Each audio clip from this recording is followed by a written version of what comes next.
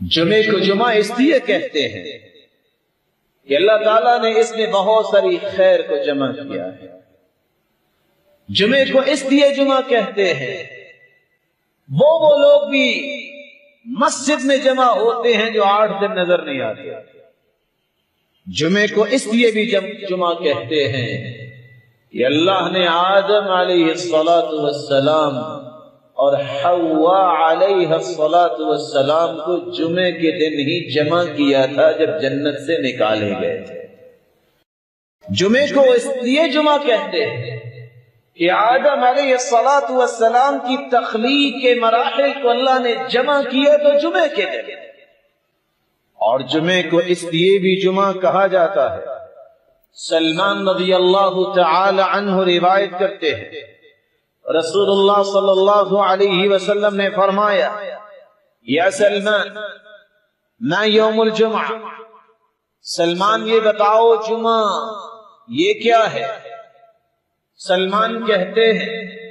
قلت اللہ ورسولہ اعلم، اللہ کے رسول یا تو اللہ جانتے ہیں یا اللہ نے آپ کو خبر دی ہوگی۔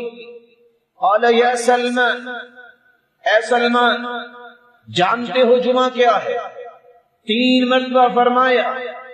پھر رسول اللہ صلی اللہ علیہ وسلم نے خود خبر دی، بِهِ جمع ابوکم، اس دن تمہارے باپ آدم علیہ السلام کو اور حوا علیہ السلام کو اللہ نے جمعے کے دن جمع کیا تھا۔ انا احدثکم عن یوم الجمعہ،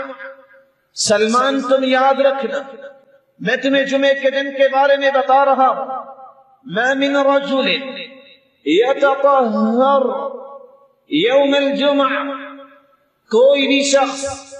جب جمعے کے دن پاک صاف ہو، کما امرتم، جس طرح تم حکم دیے گئے ہو کہ غسل کرو،